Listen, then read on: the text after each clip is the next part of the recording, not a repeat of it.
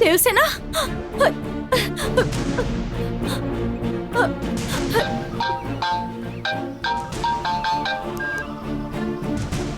Hello Arun, अब देवसेना के कुछ हो गइल बा। वो कुछ बोल ना रहल बिया। भैया के फोन कर रहल बानी लेकिन फोन ना उठावतानी। हमके बहुत डर लग रहल बा। तो जल्दी यहाँ आ जाओ। हम अभी आवत नहीं मामी। वो फैमिली डॉक्टर के फोन करके बुला ली। डॉक्टर के फोन कर दिले बानी। तू आ जा जल्दी, तो हमके हिम्मत मिली। तो जल्दी आ जा अरुण। ठीक बा, हम आवत नहीं।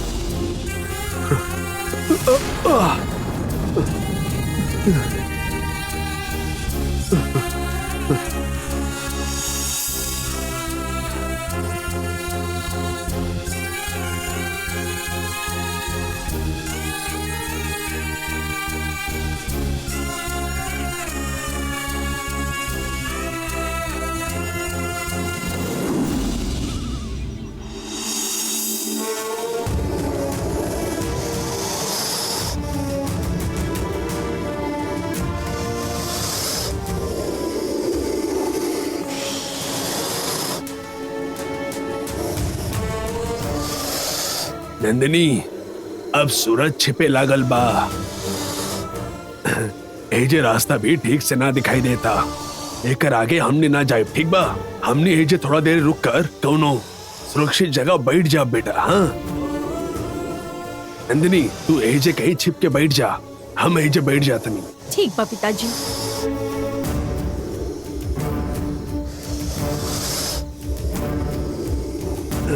हमार फिक्र मत करी। हमके स्त्री रूप मिले तक हमरा और हर बात मानब पिताजी। ये हमार रउआ से वादा बा।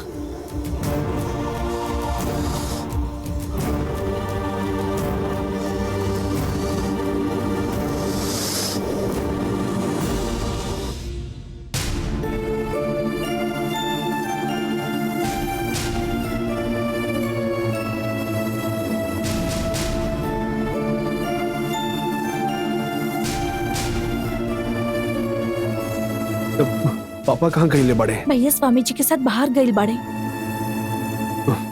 पापा के केहू फोन कईले रहे? हम 2-3 बार फोन लगौले बानी, बाकी वो फोन ही ना उठावतानी।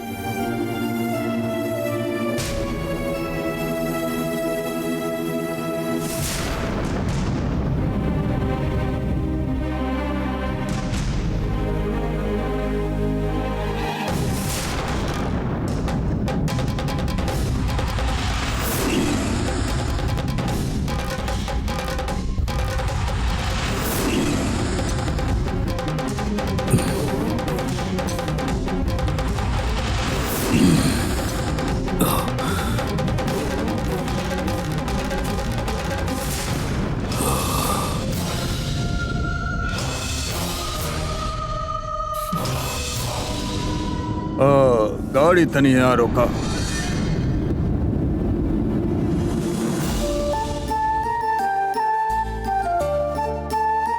चिंता के कोनो बात नहीं अरुण। तनी सा बीपी लो भइले के कारण चक्कर आ गल हुई। आराम करी है, ठीक हो जाई है।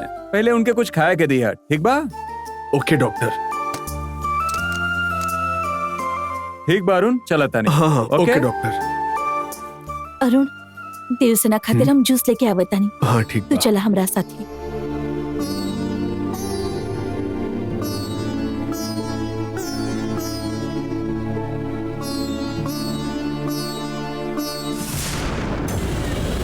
राजशेखर, तू घर जा। अरुण महल में वापस आ चुकल बा। ये आप का कहते नहीं स्वामी जी? हाँ राजशेखर, हम तो के अपने साथे लेके आईनी पूजा के सामग्री लेवे खातिर ना, बल्कि पार्वतीपुरम के जंगल से अरुण के वापस बुलावे खातिर। घरे यहाँ तो गंगा के साथे लेके ऐसा बोलले रहे ना अरुण, ओके वापस बुला देनी। अब तू आराम से घरे जा। ठीक बात स्वामी जी।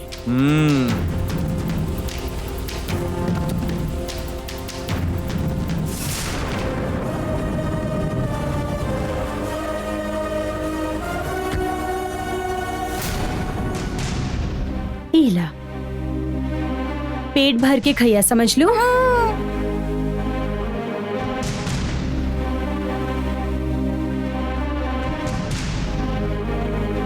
अरे लक्ष्मी, तनी है जावा। जी मालिक। बोली मालिक। सब कहाँ गइल बड़े? केहू नजर नहीं खियावत? अपन देवसेना अचानक बीमार हो गई बड़, अभी डॉक्टर आके गई है। ऐसे अचानक का हो गइल? देवसेना कहाँ बिया? ऊपर कमरा में बा। ठीक बा। इला देवसेना, देवसेना का भइल तोहरा के? तू ठीक तो बाड़ू ना? हम ठीक बानी दादाजी। तोहार तबीयत ठीक नहीं के ऐसा पता चलल हमरा के। हम कितना डरा गए नहीं पता बा तोहरा के? आराम से बेटा, आराम से। इला पानी मंजू पिया। देखा एकरा कितना खांसी आवत बा। एकरा के तनी दवा दे के कमरा में सुता दा। ठीक बा भैया, चला देवसेना।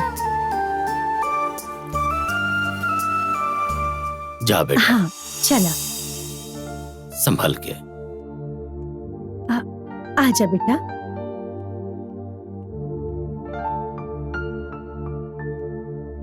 पापा,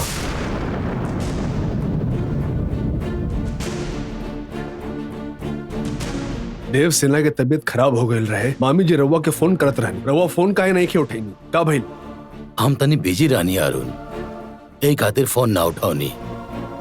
पर अब तो सब ठीक बाना, तब परेशान काहे होत बाड़ा? जा अपना कमरा में सोच जा। गंगा के वापस आए तक हमके जरा भी शांति नहीं के मिली। वो जंगल में तो गंगा ना मिलल, लेकिन हमनी के महल में बार बार आए वाला वो बूढ़ा, हम ओकरा के उजे दिखले रहनी।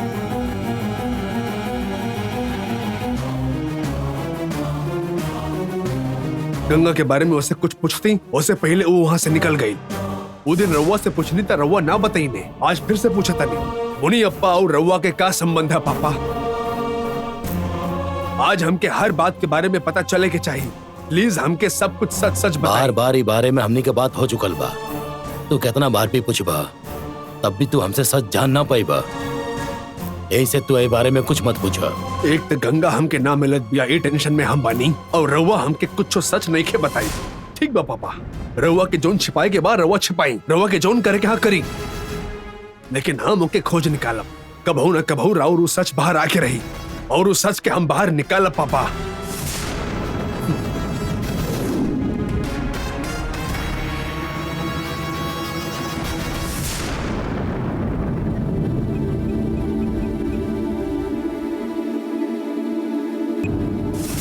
बोलो राजशेखर। स्वामी जी। अरुण घरे वापस आयल ना? आयल स्वामी जी। पर उ बतौलस कि वो जंगल में मुनियप्पा के देखलस। मुनियप्पा जंगल में बा, मतलब नंदिनी भी ओकरा साथ होके के चाहे स्वामी जी। अब के ही पता बा राजशेखर, नंदिनी कहीं भी होकी और ओके स्त्री रूप धारण करे के होकी, तो ओके बन देवी के जंगल में आवे के ही होकी। यही लिए तो हम वो जंगल में विश्वलिंगम का पूजा करे वाला बानी। कल के जोन विश्वलिंगम पूजा होखे वाला बा, ओकरे साथे नंदिनी का मुद्दा हमेशा खातिर खत्म हो जाई। और ऐसा होके के भी चाहे स्वामी जी, हम आपके ही भरोसे बानी। पहले भैरवी नाम के उस समस्या के निपटावे के हा, तू जल्दी ठीक निकला। बा स्वामी जी।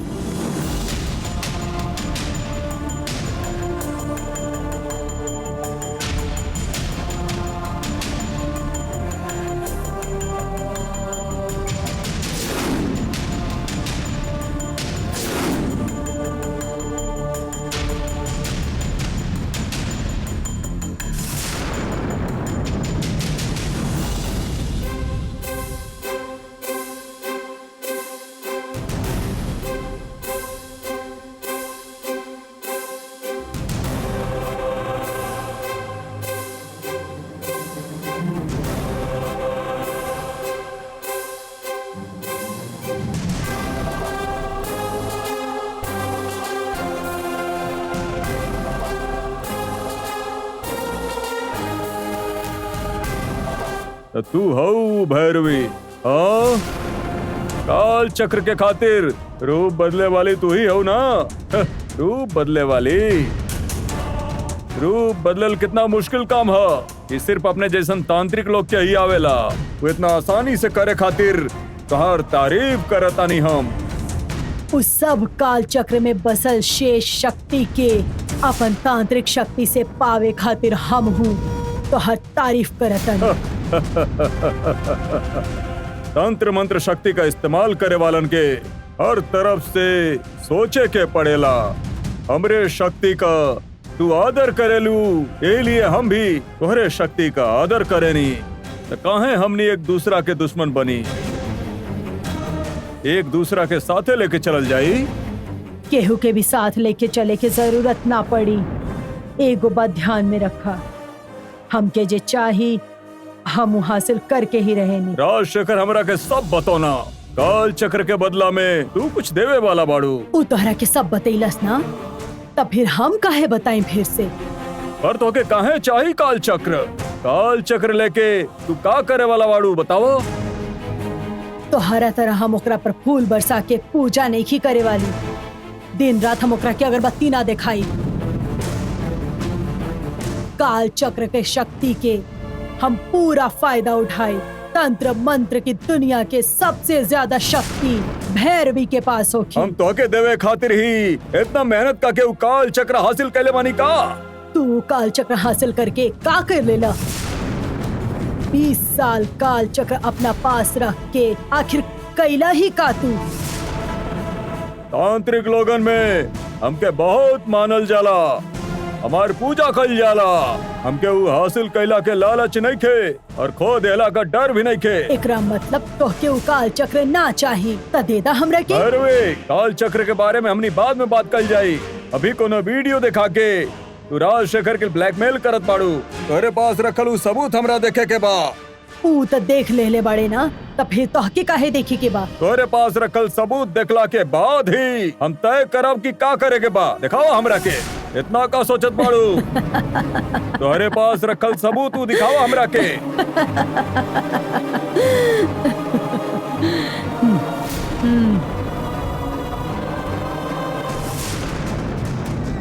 हाँ।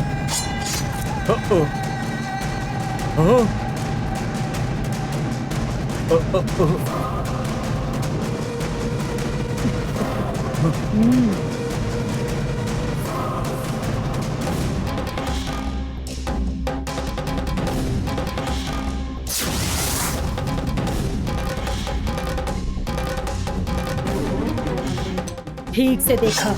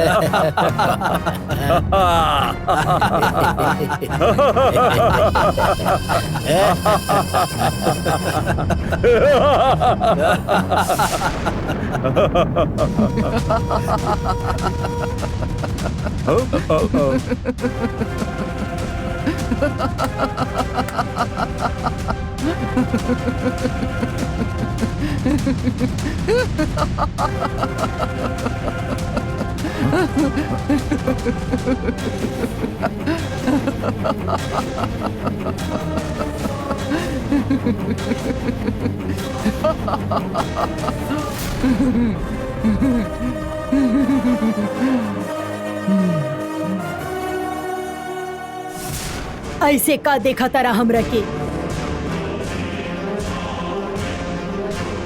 सबूत त तू मिटा देहला, अभी कैसे ब्लैकमेल करी इहे सोचा तारा ना? हम कोनो गंगा नहीं की तोहर ए तरह के कोनो चाल में आ जाई। हम भैरवी हई, एक सिद्ध तपस्विनी। हम कोनो गंगा नहीं की तोहर ए तरह के कोनो चाल में आ जाई। हम भैरवी हई, एक सिद्ध तपस्विनी। फोन में जे सबूत रहे वो तो तू मिटा देहला।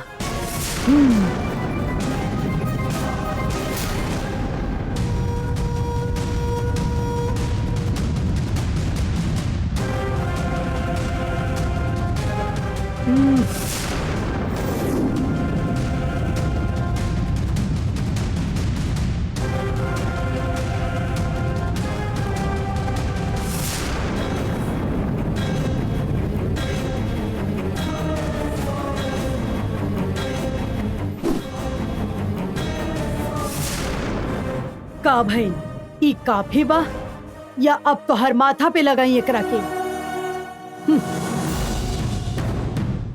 तोहरा से मिले खाती हम पहले ही पता रहे कि ई वीडियो करप्ट हो जाई, यही से तांत्रिक शक्ति से अपन हाथ में संभाल के रख लेनी। एकरा बाद भी अगर तू लोग हमरा के धोखा देवे की कोशिश कैला त तहनी के कल सारा करतूत के बारे में महल जाके सबके बता दे, हम सबके पता चल जाइए बारे में। करके दिखाई का ऐसन? औरत बानी यही से बेवकूफ समझ रखले बाड़ा का हमरा के? हमार दिमाग सबसे तेज चलेला, का समझ ले रहला? हम तो के मामूली समझ के गलती कैले बानी, हमरा समझ में आ चुकल बा। तू जल्दबाजी में कोनो भी गलत फैसला मत ला। देखा तो के काल चक्र चाही ना, ठीक है हम तो के ले आके दे देता नहीं।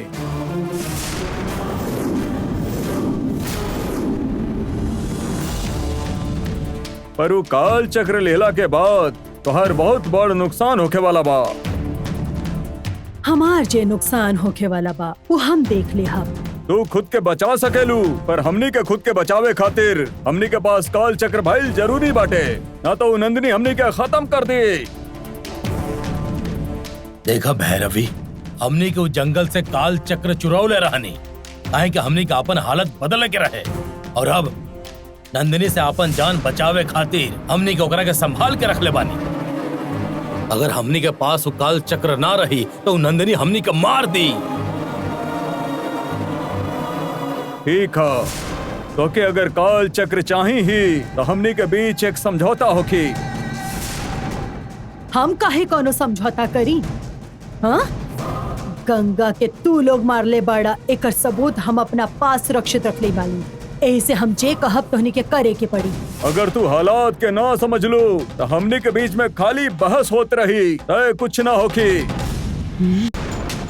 गंगा के तू लोग मार ले बाड़ा, एकर सबूत हम अपना पास सुरक्षित रख ले बानी। यही से हम जे कहब तोहनी के करे के पड़ी। अगर तू हालात के ना समझ लो तो हमनी के बीच में खाली बहस होत रही, तय कुछ ना होखी। सोच लो भैरवी, एक बार जीतल बड़ बात ना हो, और एक बार मिलल जीत के संभालल बड़वर काम है। काल चक्र संभाल के रखे खातिर 20 साल हमनी जौन कष्ट उठौले बानी उ कोनो कम ना रहना सा। फिर भी हमनी उ कष्ट के भुला के काल चक्र तोहरा देवे खातिर हमनी का तैयार हो गई नी, लेकिन तू ओकरे खातिर एगो समझौता करे के भी तैयार नहीं खू। ओ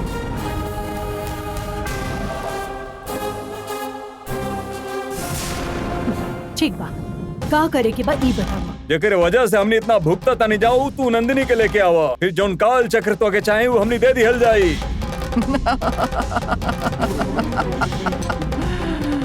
काहे हंस रहल बाड़ो?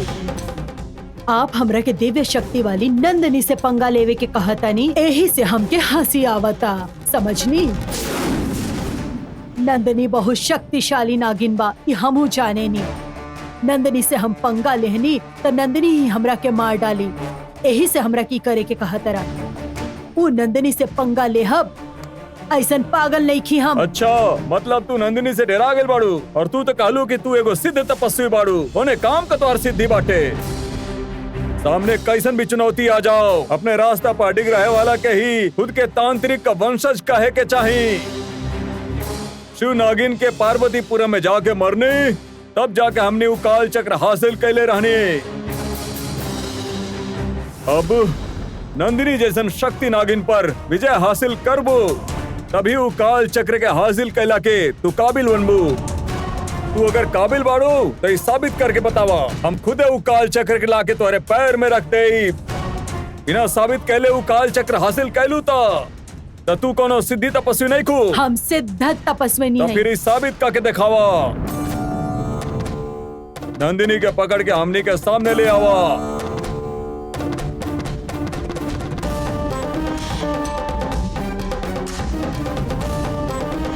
कहाँ बाऊ नंदिनी?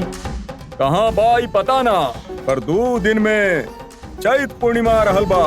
पूर्णिमा के दिन नंदिनी के स्त्री रूप मिले वाला बा। ओकरा पहले ओकरा के पकड़ के अपने जाल में फंसावे के होखी, ओके वो स्त्री रूप ना मिले के चाही। फिर नंदिनी अपन शक्ति भी खो बैठी, और ओकरा बाद आसानी से वो नंदिनी को हमने मार सके नहीं जा। तो सिर्फ नंदिनी के यहाँ लेके आवा, बाकी सब हम देख ले। तो के जौन चाहिए वो काल चक्र हम देता नहीं। भैरवी का सोच रहल बाड़ू? लागता हम जौन कह रहल बानी वो तोहरा के मंजूर नहीं खे। हमके मंजूर बा, लेकिन आप अपन शास्त्र के कसम खा के कही कि आप अपन वादा निभावे के योग्य रहब।